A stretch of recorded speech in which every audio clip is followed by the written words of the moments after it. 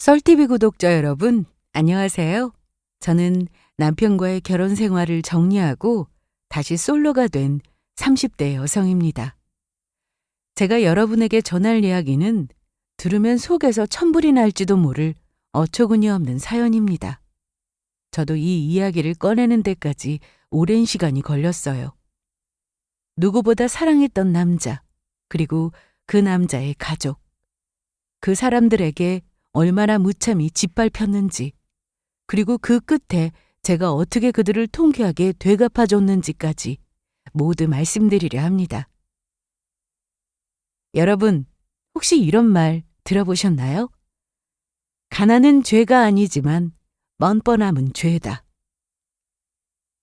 저는 이 말이 정말로 맞는다는 걸 뼈저리게 느꼈습니다. 사람이라는 게 어려운 일을 겪을 수도 있고 살다 보면 예상치 못한 변수가 생기기도 하죠. 그런 상황에서도 서로의 존재만으로 든든한 사람이 있는 반면 자기 상황도 제대로 파악하지 못하고 오히려 남 탓하면서 얹혀설 생각부터 하는 사람도 있습니다. 저는 남편의 사업 실패에도 끝까지 포기하지 않고 어떻게든 살아보려고 했던 착한 아내였어요. 하지만 그런 제 등에 칼을 꽂은 건 다름 아닌 남편과 시어머니였습니다.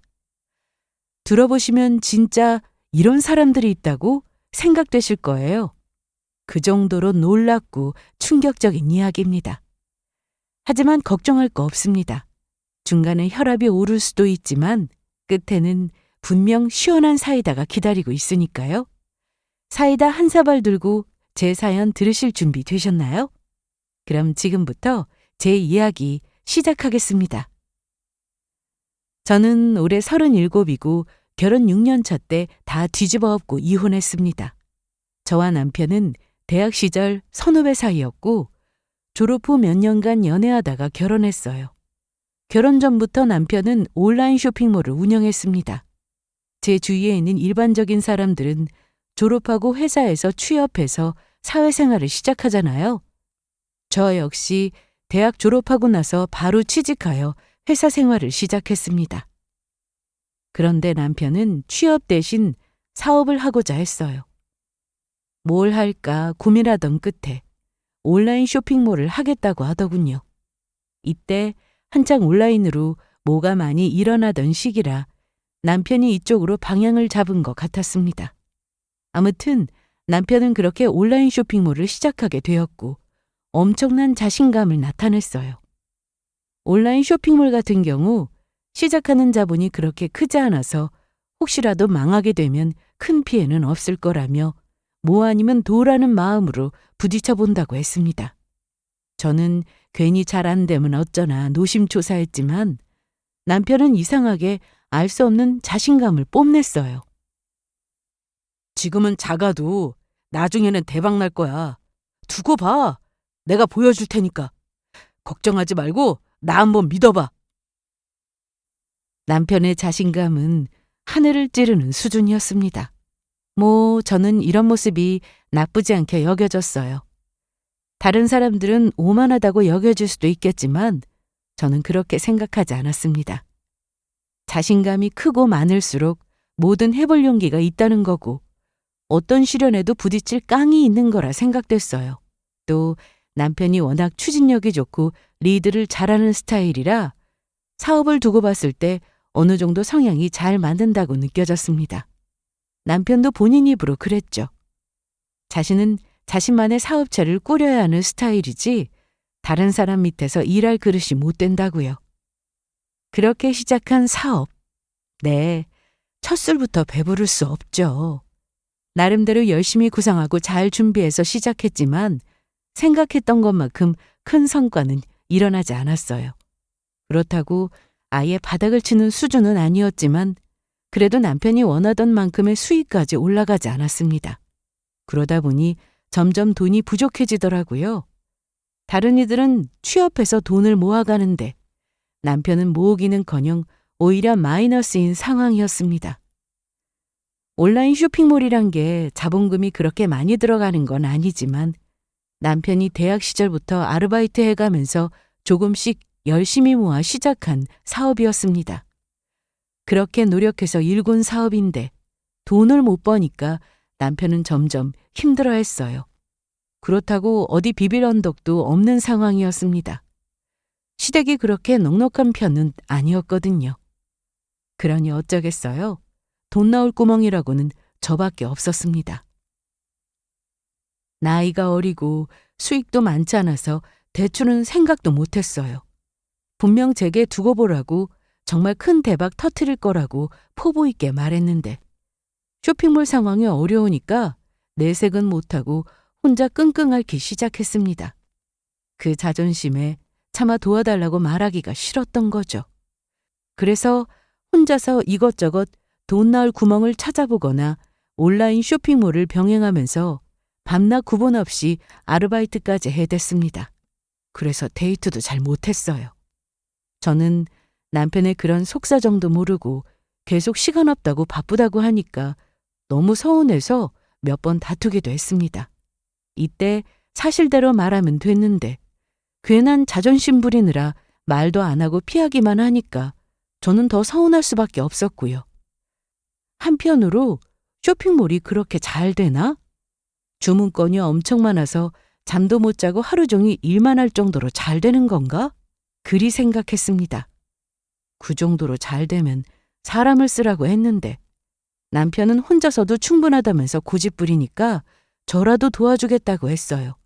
일도 도와주고 겸사겸사 틈새 데이트도 할 겸 그렇겠다고 했더니 또 그건 죽어도 안 된다고 고집부렸습니다. 그러니 우리의 감정골은 더욱 깊어졌어요. 아니, 아무리 바빠도 1시간 정도 얼굴 볼 시간도 없다는 게 말이 안 되잖아요. 결국 참다가 폭발한 저는 남편에게 우리의 만남을 다시 생각해보자고 했고 헤어질 생각까지 했습니다. 그때 남편이 저를 붙잡으며 마지못해서 사실대로 털어놓더라고요. 모든 걸 알게 된 후 씁쓸함과 동시에 속상함이 몰려왔습니다. 나한테 말도 못하고 혼자서 아등바등 얼마나 고생이 많았을까. 그 생각을 하니 마음이 안 좋더라고요. 그래서 고민 끝에 나라도 도와줘야겠다고 결심했어요. 이때 제 마음은 남편에게 진심이었습니다.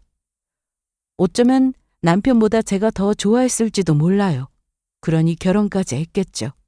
당시에도 저는 사회생활하며 어느 정도 돈 모아서 남편과 결혼할 생각을 가지고 있었습니다. 남편도 그런 제 뜻에 동의했고요.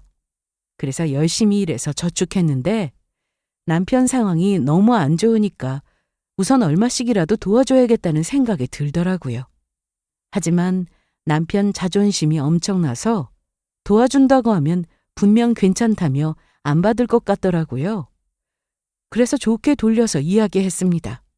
그냥 주는 거 아니고 미래를 위해 투자하는 거라고요. 아직 자리를 못 잡아서 그러는 것뿐이지 어느 정도 안정화가 되면 잘 될 거라고.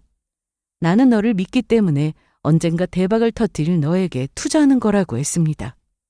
그때 가서 내가 도와준 것보다 더 많이 보상해주면 되지 않냐고. 그거 바라고 투자하는 거니까 받아달라고 했죠. 상황이 안 좋으니까 자존심이 센 남편도 어쩔 수 없다는 듯 받더라고요. 그러고는 제 앞에서 처음으로 눈물을 보였습니다. 이렇게 도움받고 싶지 않았는데 이런 모습 보여서 미안하기도 하고 또 한편으로는 고맙다고 했어요. 부모님도 도와주지 못하는데 제가 얼마라도 보태준다고 하니까 크게 감동받은 듯 하더라고요. 이때부터 남편은 다시 마음을 다잡고 심기일전하며 성공을 위해 열심히 노력했습니다. 자신을 믿고 도와준 만큼 되돌려줄 거고 반드시 성공한 모습을 보여주겠다면서요. 그렇게 저는 제 월급에서 조금씩 떼어가며 남편 사업에 보탰습니다. 그러다 몇 년이 흐르고 남편의 사업은 조금씩 희망이 보였어요. 자리를 잡는 데까지 꽤 많은 시간이 필요했습니다.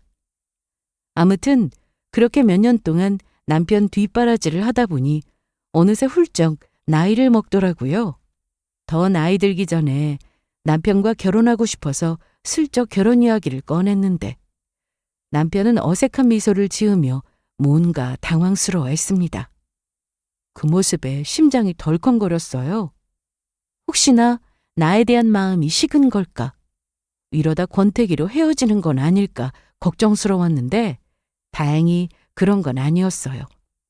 남편은 처음처럼 변함없이 저를 사랑하고 있고 저와 꼭 결혼하고 싶다고 했습니다. 하지만 선뜻 결혼하자고 말할 상황이 못 된다고 했죠. 결혼하려면 어느 정도 돈이 모아져 있어야 하는데 사업한다고 다 써버리고 어떻게든 빈 구멍 메꿔보겠다고 버는 족족 사업에 들어가다 보니 모인 돈이 별로 없다고 하더라고요. 이런 상황에 어떻게 결혼하자고 할 수 있냐고. 제가 고생할 게 뻔한데 그런 거 다 무시하고 이기적으로 결혼하자고 할 수 있겠냐고 했습니다. 저희 부모님께 인사드리러 왔을 때 당당하게 따님을 달라고 말할 정도는 돼야 하지 않냐는 말에 저 역시 많은 생각이 들었어요. 저는 괜찮지만 남편 자존심에 괜찮을까 싶었거든요. 그러던 중 다행히 이런 상황을 아신 친정 부모님이 저희를 도와주겠다고 하셨습니다. 남편이 크게 벌어놓은 돈은 없지만 제가 많이 사랑하고 있고 또 오래 만났으니 믿고 시집 보내도 되겠다고 생각하셨대요. 그래서 제가 모은 돈으로 결혼식을 올리고 신혼집에 드릴 전자제품을 사라고 하셨고 신혼집은 저희 친정 부모님께서 마련해 주시겠다고 하셨습니다. 이 말을 들은 남편은 퍽 자존심 상해했지만 다 능력 없는 본인 잘못이지 누구의 잘못이겠냐고 찌질하게 탓해봐야 무슨 소용이냐면서 받아들이고 감사함과 죄송스러운 마음으로 살아가겠다고 했어요. 지금은 비록 잘 나가지 않지만 더 노력해서 차츰차츰 나아지는 모습을 보여드리겠다고 했습니다. 그렇게 부모님은 서울 외곽에 있는 25평 아파트 한 채를 사주셨고 명의는 제 것으로 해주셨어요. 시댁은 형편이 어려워서 크게 보태지는 못하고 제게 딱 300만 원을 줄 테니 이걸로 반지라도 맞추라고 하셨습니다. 그런데 그때 시모가 제게 돈을 건네줄 겸 신혼집을 구경하러 오셨어요. 방과 거실 이곳저곳을 쭉 둘러보시더니 뭔가 서운하다는 투로 친정부모님이 집 해주시는 건 정말 감사한 일인데 이왕 해줄 거 공동명의로 해주지 왜 제 명의로 해주시냐고 말씀하셨습니다. 이 정도면 둘이 살기 딱 좋네. 근데 말이다. 집장만 해주신 건 정말 감사한 일인데 꼭 네 명의로 하셔야 했다니? 아니, 이왕 해주시는 거 결혼도 하는데 공동명의로 해줘도 되잖아. 굳이 네 명의로 해줄 건 또 뭐야? 시모는 신축이라 깔끔하고 다 좋은데 딱 하나. 집이 공동명의가 아닌 게 아쉽다고 하셨습니다. 시모 말대로 부부 공동명의로 해도 되고 저도 그 부분에서 거부감 같은 건 없었어요. 하지만 저희 부모님께서 집을 마련해 주는 대신 꼭 제 명의로 해야 한다고 하셨습니다. 그래서 그렇게 한 건데 시모는 제 명의인 게 그렇게나 못마땅한지 계속해서 명의를 가지고 뭐라고 툴툴댔어요. 시모의 마음을 이해 못하는 건 아니지만 당시에 저는 그게 그렇게 중요한 문제인가 싶더라고요. 솔직히 집 마련하려면 거의 다 대출 끼고 장만하는데 우리는 친정 부모님의 도움으로 이자 낼 걱정 없이 편하게 신혼집을 얻는 거잖아요. 사준 것만 해도 어디인데 감사하게 생각하지는 못할 망정 왜 이렇게 나만 보며 툴툴거리나 기분이 안 좋았습니다. 어찌 보면 사실 이게 결혼하기 전 모든 걸 뒤엎을 수 있는 신호였을 수도 있어요. 하지만 그때는 몰랐습니다. 그저 사랑에 눈이 멀어서 모르기도 했고 중간에서 남편이 잘 대처해줘서 크게 문제 삼지 않고 무난하게 넘어갔어요. 시모가 그렇게 툴툴거릴 때마다 남편이 제 눈치를 살피더니 누구 명의인 게 뭐가 중요하냐고 집 한 채 가격이 얼마인지를 아냐고 아무런 대가 없이 이렇게 좋은 집을 마련해 주셨으면 됐지 뭘 더 바라냐고 본인은 아내의 명의인 게 차라리 더 좋다고 그렇게 이야기했습니다.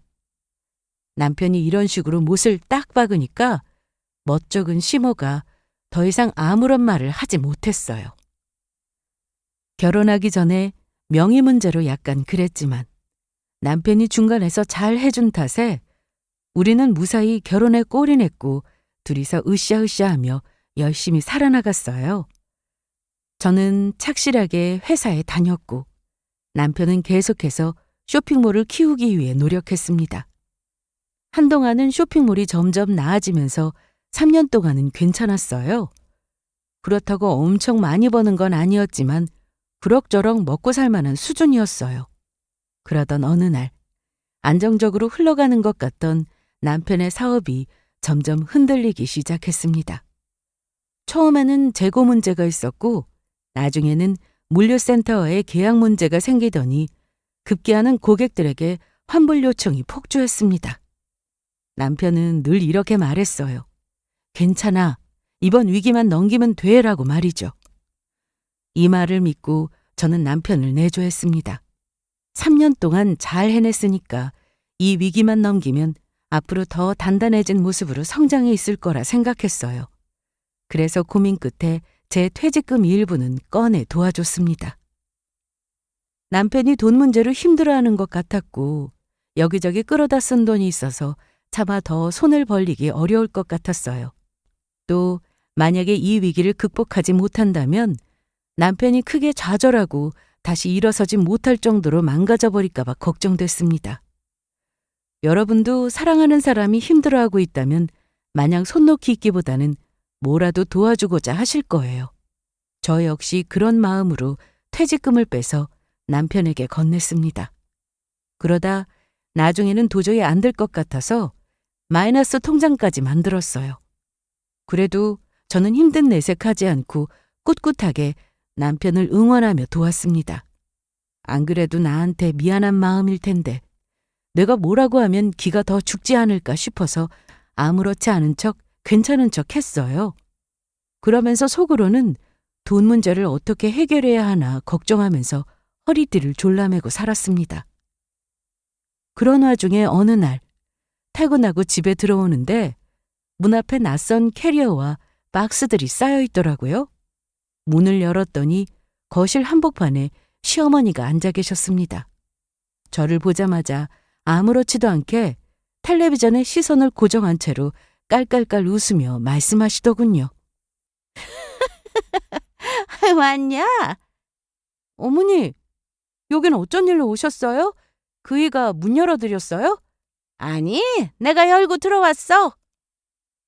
우리 부부는 시모에게 현관 도어락 비밀번호를 가르쳐 준 적이 없습니다. 남편이 몇 번 알려드려도 되지 않냐고 했지만 저는 싫다고 딱 잘라서 거절했어요. 사실 시댁이 저희 집에서 가까운 거리에 위치해 있었거든요. 그렇다 보니 비밀번호를 알면 제 집처럼 자주 드나들 것 같아서 알려주기 싫었고 또 어느 며느리가 집에 시모가 오는 걸 좋아하겠어요. 시어머니와 며느리는 최대한 멀리 떨어져서 어쩌다 가끔씩 봐야 하는 게 정서상 가장 좋잖아요. 그래서 어느 정도 거리를 두고 지내고 싶었는데 난데없이 비밀번호를 누르고 들어왔다는 말에 저는 깜짝 놀라서 비밀번호를 어떻게 하냐고 물었더니 시모는 남편이 알려줬다고 했습니다. 그 말에 저는 정신이 다 아찔했어요. 그렇게 알려드리지 말라고 신신당부했는데 이 인간이 나 몰래 기어이 알려드렸구나. 앞으로 이걸 어쩌지? 하며 골치 아파하고 있는데 문 앞에 있는 캐리어랑 짐이 생각나서 저건 다 뭐냐고 물었습니다. 그러자 시모는 당당하게 본인 짐이라고 했어요. 그거 내 짐이다. 짐을 왜 가져오신 거예요? 왜 가져오기는 여기 같이 살려고 가져왔지? 네? 아니요, 어머님 집은 어쩌고요? 그 집은 내놨다. 생각해보니까 어미로서 우리 아들한테 뭐 해준 게 없는 것 같더라고. 가뜩이나 사업 때문에 힘들어하는데 뭐라도 보태주고 싶어서 집 팔아서 도와주려고? 아들 며느리 멀쩡히 살아있고 이렇게 집도 있는데 뭐하러 따로 사나 싶더라. 이 정도면 같이 살기 좁은 것도 아니고. 시모의 말에 저는 다리에 힘이 풀려 그대로 주저앉을 뻔했습니다. 아무런 말도 없이 갑자기 쳐들어와서는 같이 살겠다고 하니까 얼마나 놀랐던지. 저는 그런 걸 왜 말하지 않고 혼자 결정하시냐. 적어도 나한테 이야기해야 하는 거 아니냐고 했더니 시모는 남편에게 이야기했는데 뭘 너한테까지 이야기하냐면서 아들한테 못 들었냐고 했어요. 그 말에 또 한 번 경악하고 말았습니다. 그러더니 제가 모르는 이야기를 꺼내더군요. 너 혹시 나랑 지내는 거 싫어서 그러냐? 아무래도 편하지는 않겠죠. 시어머니랑 같이 사는데 어떻게 편할 수 있겠어요? 누구 뭐 편한 줄 아니? 나도 며느리랑 같이 사는 거 썩 안 내켜. 하지만 어쩌겠어. 우리 아들 도와주려고 이러는 건데 네가 이해해야지. 네 친정 부모님이 사주신 집이라 그동안 오기 영 껄끄러웠는데 이제 아들이 다 갚았다고 하니까 못 올 게 뭐 있겠나 싶어서 마음 편히 왔다. 이제 이 집 우리 아들 거나 마찬가지지 않니? 그러니 내가 이렇게 마음대로 와도 되지. 우리 아들 집에 내가 못 올 이유가 뭐 있어? 네? 그이가 다 갚았다고요? 시모가 그러더군요. 남편이 열심히 쇼핑몰로 돈 벌어서 매달 얼마씩 저희 친정 부모님께 드렸다고요. 이 말에 저는 너무도 어이가 없었습니다. 왜냐면 금시초문이었기 때문이었어요. 남편한테 그런 말을 들은 적도 없었고 저희 친정 부모님도 아무 말씀 없으셨습니다. 남편이 나 몰래 돈을 드렸다고 해도 저희 친정 부모님까지 제게 시시할 일은 없잖아요. 그래서 이게 무슨 상황인가, 내가 모르는 무언가가 있는 건가 생각하던 도중에 마침 남편이 일을 마치고 집에 들어왔습니다. 남편은 시모와 제가 떡하니 거실에 있자 대충 상황을 짐작하고는 제게 이야기 좀 하자고 했고 저는 남편과 조용한 곳으로 옮겨서 어떻게 된 일인지 물었어요. 이 집은 철저하게 친정에서 제 명의로 해준 집이었고 남편은 집 계약에 손가락 하나 얹은 적도 없는데 아들 집이나 마찬가지라는 말에 어이가 없어서 정말 우리 부모님께 아파트 마련해준 값을 갚기라도 한 거냐고 심각한 표정으로 물었습니다. 그러자 돌아오는 대답이 참 가관이더라고요. 아니, 쇼핑몰 사정이 그렇게 좋은 것도 아닌데 내가 무슨 수로 돈을 갚아? 그럼 어머님이 하신 말씀은 다 뭐야? 당신이 거의 다 갚은 줄 아시던데? 그건 그냥 내가 대충 둘러댄 거야. 아니, 아무리 당신 명의라고 해도 나랑 같이 사는 집인데 엄마가 집에 오는 거 눈치 보인다고 오기 그래 하시더라고. 그래서 거짓말했지. 뭐? 그렇다고 그런 거짓말을 하면 어떡해? 어머님 당신 도와주겠다고 집까지 내놓고 오셨대. 당신도 알고 있었다면서. 아니 나한테 왜 미리 말을 안 해? 말하면 당신이 싫어하니까 그렇지. 엄마 집에 오시면 그때 차차 이야기하려고 했어. 뭘 차차 이야기해. 미리 말했어야지. 당신이 황당하게 생각하는 건 아는데 그래도 조금 서운하다. 우리 엄마 왔다고 이렇게까지 짜증낼 일이야? 우리 엄마가 그렇게 싫어? 뭐? 이게 어떻게 된 일이라며 따지던 중에 남편은 본인이 잘못한 걸 크게 생각하지 않고 왜 이렇게 민감하게 반응하냐고 본인 엄마가 그렇게도 싫냐면서 서운하다는 말을 꺼냈습니다. 그 말에 저는 너무도 황당했어요. 그래서 지금 서운해야 할 사람이 누군데 왜 당신이 서운해하냐고 부부라면 숨김없이 사실대로 이야기해야 하는 거 아니냐고 내 동의도 없이 마음대로 모시겠다고 정하고 도어락 비밀번호를 가르쳐드린 게 잘한 짓이냐고 소리나쳐 화를 냈더니 남편은 시모가 들을까봐 조용히 하라면서 그냥 한 번만 이해하고 넘어가주면 안 되겠냐고 했습니다. 그러면서 장인 장모님이 사준 집이라 엄마가 오기도 뭐하고 시어머니로서 뭐라고 할 체면이 안 되니까 속상해 하시길래 선의의 거짓말로 남편이 거의 다 갚았다고 한 거라고 했고 쇼핑몰 다시 잘 되려면 돈이 필요한 상황이라 시모의 도움이 필요하다고 했습니다. 그 집 팔아서 돈이 많이 나오는 건 아니지만 그래도 그게 어디냐고 또 시모가 집이 있어야 본인도 안정감이 들고 좋다고 하더군요. 시모가 기도해주면 사업도 다시 잘 풀릴지도 모른다고 며느리로서 그냥 참고 이해해달라고 했습니다. 이참에 제대로 며느리 노릇하면 좋지 않겠냐고 했고 우리가 모셔야 잘 된다는 말을 아무렇지도 않게 꺼내는 남편을 보고 저는 뭔가 잘못됐다는 생각이 번쩍 들었어요. 사업이 힘들어서 그렇지 남편으로서는 정말 좋은 사람이었습니다. 언제나 제 편이 되어줄 것 같은 사람이었죠. 그런데 그런 남편이 한순간 시모를 챙기기 시작하더니 제 마음을 몰라줬습니다. 나는 아내로서 내조하고 뒷바라지 한다고 결혼하기 전부터 여유 되는 대로 도와줬는데 그런 내게 어떻게 이럴 수 있나 싶더라고요. 늘 자신을 위해 노력해 줬으니 이번에도 참고 견뎌보라는 말을 아무렇지도 않게 내뱉은 남편을 보고 그동안 내가 바보같이 굴었구나 절감했습니다. 이 일로 남편과 저는 시모 몰래 계속해서 다투었고 결혼하고 나서 그 어떤 시련에서 굳건했었는데 시모 때문에 흔들리기 시작했어요. 바람 앞에 켜져 있는 촛불과도 같았습니다. 도무지 의견 차이가 좁혀지지 않았죠. 남편은 제 심정을 조금도 헤아리지 않고 자신의 입장만 이해해달라는 식으로 이야기했어요.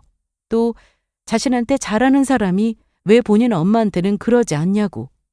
혼자 사는 시모가 불쌍하지도 않냐. 방도 났는데 그냥 같이 살면 되지 왜 싫다고 하는 거냐고. 시어머니라 불편한 건 알지만 그래도 내가 사랑하는 엄마인데 이해하고 좋게 대해드리면 안 되냐고. 정말 서운하다고 하는데 이기적으로 본인 생각만 하니까 벽이랑 이야기하는 기분이었어요. 본인한테 잘한 건 그야 사랑하는 남편이니까 아내로서 최선을 다했던 거지만 시모는 상황이 다르잖아요. 거동이 불편하거나 어디 아프신 것도 아니고 엄청나게 정정하십니다. 기운이 펄펄하신 분이라 혼자 지내는 게 조금도 걱정스럽지 않은 상황이었어요. 어디가 편찮아서 혼자 지낼 수 없는 상황이라면 이해라도 하지. 그런 게 아닌데 그냥 도움받을 겸 정서적으로 안정을 얻고 싶다고 모시자고 하는데 그걸 이해할 사람이 어디 있겠냐고요. 아무리 남편한테 제 입장을 설명해도 통하지 않았고 시모는 계속해서 저희 집에 머물렀습니다. 그렇게 불편한 동거가 시작되었어요. 그리고 시모는 이 집을 마치 자기 집처럼 마구 휘젓고 다녔습니다. 청소 한 번 안 하면서 제가 청소기 돌리는 걸 보며 말하더군요. 청소하는 꼬락서니 하고는 그래가지고 깨끗해지겠어? 여기저기 먼지 쌓여있는 것 좀 봐라. 밖에서 일한다고 살림을 아주 개판으로 하는구먼. 이러니 우리 아들이 계속 기침하면서 힘들어하는 거다. 정말 얄밉게 소파에 누워서 이래라 저래라. 5만 가지 참견을 다하는 시모. 누가 보면 이 집주인이 시모이고 저는 가정부인 줄 알 정도로 행동했습니다. 안 그래도 일하고 와서 피곤한데 지친 몸으로 청소하는 며느리한테 그게 할 소린가요? 그렇게 못마땅하면 할 일 없이 노는 본인이나 할 것이지. 내내 먹고 자고 쉬면서 꼭 저렇게 말해야 하는지 너무 짜증났어요. 그래서 참다 한마디 했습니다. 저는 이 정도밖에 못하니 마음에 안 들면 시모 보고 직접 하라고 했어요. 그리고 남편이 기침하는 건 먼지 때문이 아니라 비염기가 있어서 그런 거라고 했습니다. 어머님 아들인데 비염 달고 사는 거 모르냐고 했죠. 그랬더니 아들 건강 생각해서 청소 좀 신경 쓰라고 한 말인데 그런 식으로 버릇없이 말대꾸한다고 뭐라 하더라고요. 이렇게 우려하던 시모와의 갈등 상황이 계속 발생했습니다. 저는 분명 남편에게 이런 상황을 예상하고 경고했어요. 시모는 나긋나긋한 성격이 아니라 직설적이고 좋은 성품이 아니었습니다. 그래서 시어머니랑 같이 지내면 분명 마찰이 일어날 거고 그럼 사이가 많이 안 좋아질 거라고 남편에게 이야기했지만 남편은 무조건 그렇게 생각하지 말아라. 혹시나 그런 일이 있더라도 제가 조심하면 다 해결되는 일이라고 말했어요. 그래서 시모 일로 남편과 제 사이 역시 힘들어져만 갔습니다. 한 번은 제가 늦게 퇴근하면 홀로 식탁에 앉아 저녁을 먹으며 시어머니가 혼자 밥 차려 먹게 한다고 그렇게 눈치를 줬어요. 요즘 며느리는 직장 핑계대면서 살림도 제대로 안 한다고 말이죠. 제가 일부러 늦게 오고 싶어서 밖에서 시간 때우다가 들어오는 거라 생각하신 듯 했습니다. 정말 그런 거라면 억울하지라도 않지. 회사에서 고생하며 야근하고 지친 몸으로 집에 딱 들어왔는데 들어오자마자 못마땅하게 쳐다보는 시모의 얼굴을 보면 정말 진이 확 빠졌어요. 집에 시어머니가 있는데도 나 몰라란다고 세상에 저런 며느리가 어디 있냐고 저 들으라고 뭐라고 하는데 대꾸하기도 귀찮아서 아무 말도 안 하고 그냥 방으로 휙 들어갔습니다.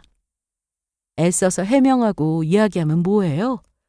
그럴 때마다 거짓말한다고 생각하는데 그래서 그냥 마음대로 생각하게 내버려뒀어요. 이때 남편은 뭐 하고 있었냐고요? 오히려 저를 따로 불러서 시모한테 신경 좀 쓰라고 잔소리하기 바빴습니다. 엄마한테 신경 좀 써. 너무 모르는 척하는 거 아니야? 내가 뭘 모르는 척하는데? 그건 당신이 더 잘 알잖아. 우리 둘이 일한다고 밖에 있고 엄마 혼자 집에 계시는데 얼마나 적적하시겠어? 퇴근하고 일찍 들어와서 저녁 챙겨드리고 말동무도 해드리면 좋잖아. 내가 뭐 놀아? 회사 일이 하도 많아서 정신없이 바빠. 안 그래도 일 때문에 힘들어 죽겠는데 당신까지 왜 그래? 아니, 당신도 어머님처럼 내가 일부러 늦게 들어온다고 생각하는 거야? 안 그래도 시모 일로 남편한테 감정이 안 좋은데 저런 소리까지 들으니까 너무 서운하고 화가 나서 무슨 그딴 오해를 하냐고. 내가 뭐 집에서 살림하는 주부도 아니고 밖에서 일하는데 어떻게 살림에 시모까지 도맡아서 봐야 하냐고 따졌습니다. 그렇게 시모 걱정되면 남편더러 챙기라고 했어요. 그랬더니 왜 이렇게 민감하게 받아들이냐고. 한동안 야근 없다가 갑자기 늦게 오니까 그렇게 생각되는 게 당연하지 않냐고. 아니면 아니지 그렇게 발끈하니까 더 수상하다는 식으로 이야기하면서 시모한테 너무 신경 안 쓰는 거 아니냐고 또 그놈의 며느리의 도리를 운운하더라고요. 그 말에 제 뚜껑이 확 열리고 말았습니다. 그동안 참고 있던 게 왈칵 쏟아져 나왔어요. 솔직히 기죽을까봐 하고 싶은 말 꾹 참고 배려해 준 게 많았습니다. 그런 제 배려를 나 몰라라는 인간이라면 더 이상 배려 같은 건 사치다라는 생각이 들더군요. 그래서 남편의 자존심을 건드리는 이야기까지 꺼냈어요. 그렇게 시모가 걱정되면 당신이 챙기면 되겠네. 툭 하면 며느리 도리 운운하는데 자식의 도리가 먼저 아니니? 솔직히 나보다 당신이 한가하잖아. 나는 진짜 일 때문에 바빠서 그런다지만 당신은 쇼핑몰이 그렇게 잘 나가는 것도 아닌데 왜 맨날 늦게 들어와? 대체 밖에서 뭐 하는 건데? 당신이야말로 본인 엄마 나한테 미루지 말고 자식된 도리로 잘 챙겨드려. 뭐? 내가 뭘 한가해? 쇼핑몰 잘 안 나간다고 한가한 줄 알아? 당신이 뭘 한다고 그렇게 말해? 제 말에 자존심이 크게 긁힌 남편은 발끈하며 화를 냈습니다.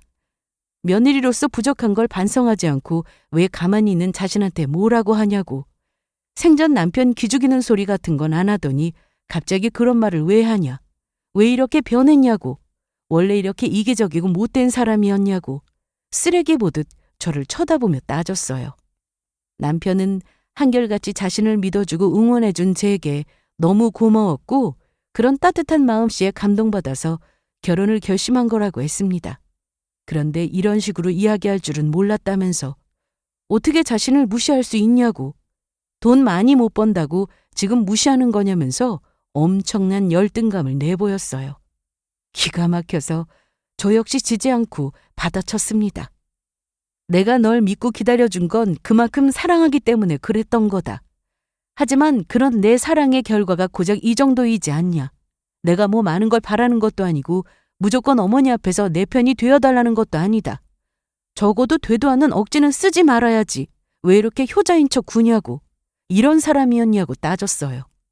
나 역시 결혼을 결심한 건 많이 사랑해서 그런 것도 있지만 결혼 전에 시모 앞에서 날 위해주는 모습을 보고 이 사람이라면 시모의 갈등 앞에서 날 지켜주겠구나.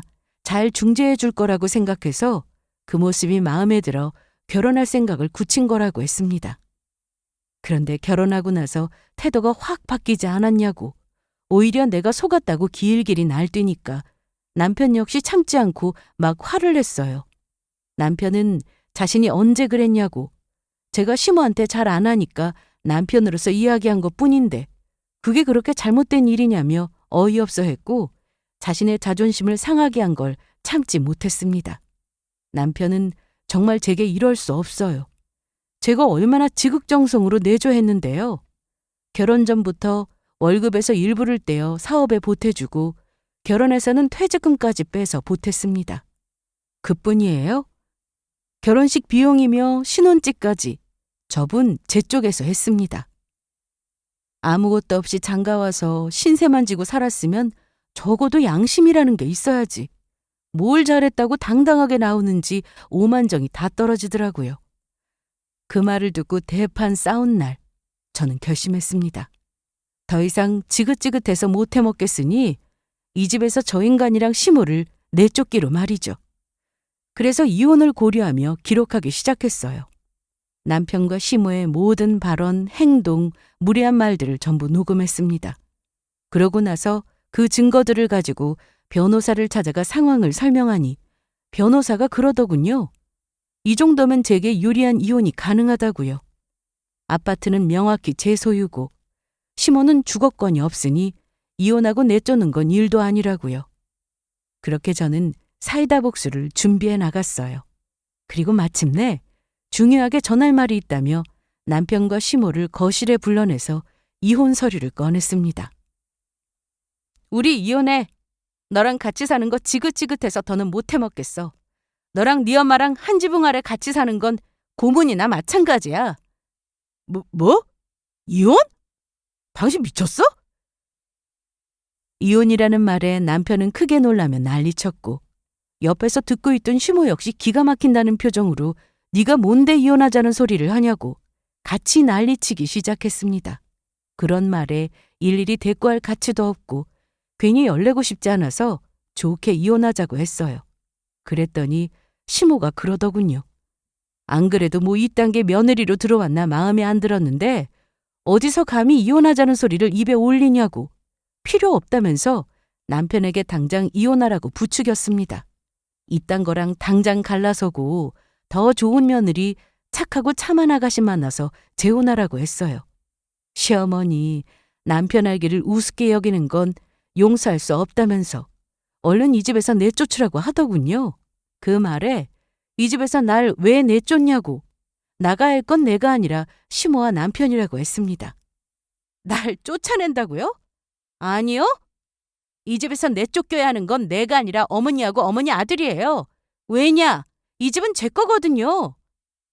그래, 명의는 네 거지만 우리 아들이 고생해서 번 돈으로 다 갚았어. 그럼 이 집이 누구 거냐? 너 행여나 명의가 네 거라고 걸고 넘어질 생각 마라. 내가 아주 가만히 안 둬. 명의만 제 거면 다야. 우리 아들이 다 갚았는데 자기가 어디서 나가란 말아야?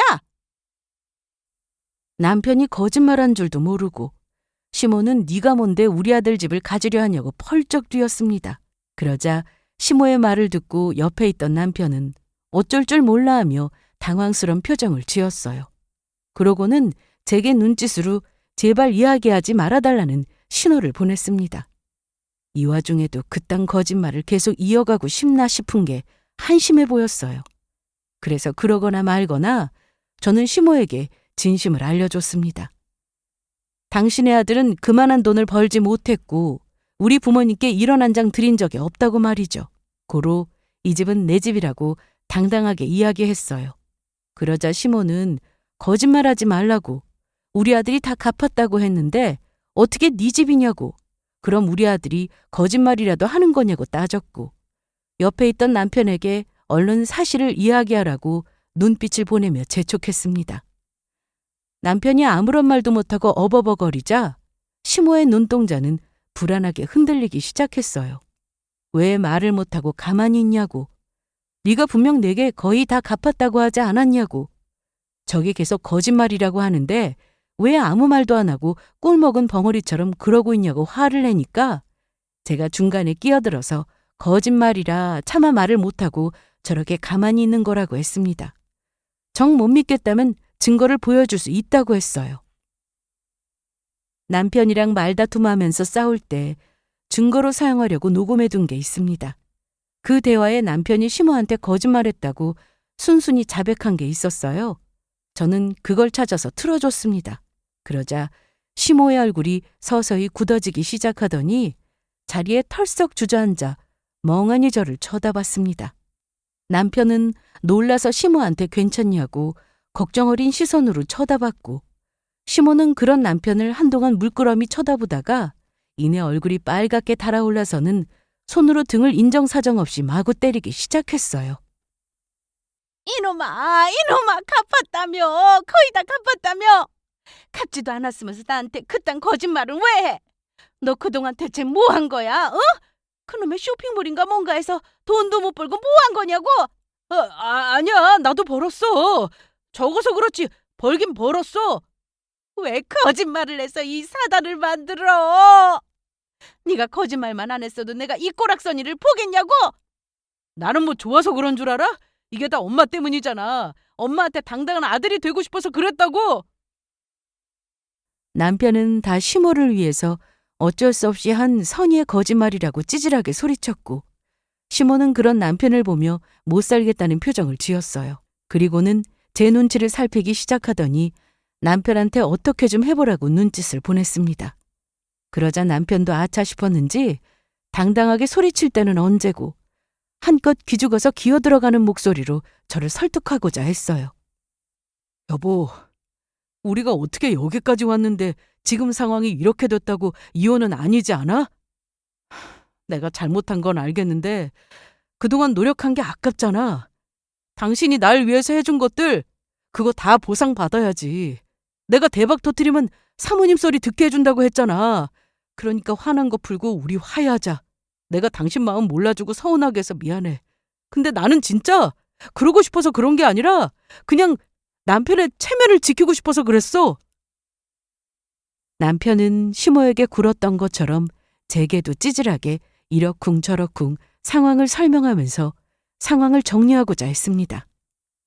그 모습을 보니 내가 있던 걸 뭐가 좋다고 그렇게 이해하고 믿어줬을까. 지난 제 세월이 너무 아깝게 느껴지더라고요.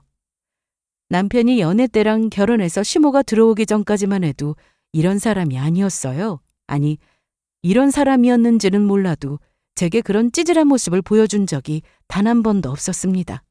알았더라면 제가 결혼했겠어요? 적어도 제 분수는 아는 사람인 줄 알았는데 그게 아니었습니다. 시모가 제 집에 들어오고 나서부터 본색을 드러낸 거였어요. 저는 그제야 홀랑 깬 거였고요. 저는 그동안 남편의 자존심을 지키려고 노력했습니다.